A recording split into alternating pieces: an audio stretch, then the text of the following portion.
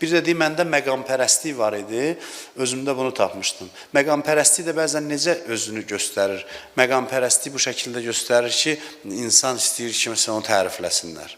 Mən gördüm, çox xoşum gəlir cəmaat mənə yaxşı söz deyəndə, cəmaat mənə nə deyər, o mənə nə deyər, bu mənə nə deyər, gördüm, çox önəmlidir mənim üçün.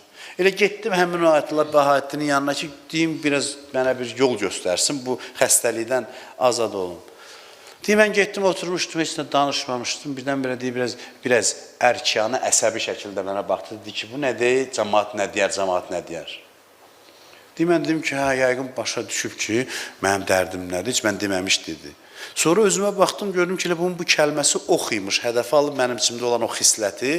Gördüm, o sözdən sonra da mənim üçün cəmaatın sözü də təsir eləmir, vecimə də deyil, kim nə deyər.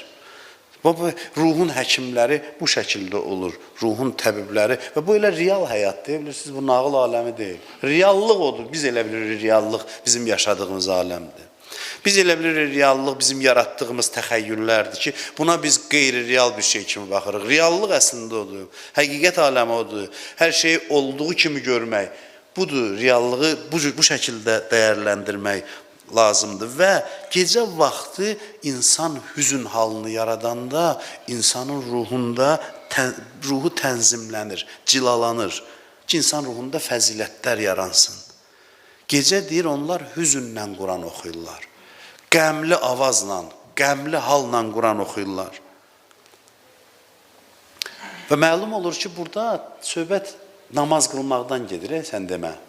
Sonraki sözlərindən məlum olur. Yəni, gecə namazını deyir, amma namazı necə deyir? Deyir, Quran oxuyurlar. Namaz əslində Quran oxumaqdır.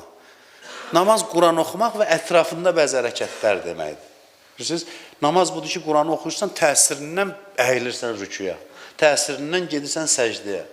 Namazı deyir, namazı Quran oxumaq kimi təqdim edir.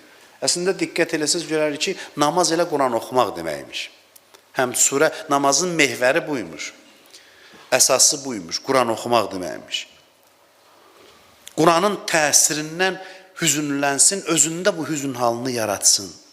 Nəticədə şövq və qorxu yaranır insanda. Hərdən deyirik ki,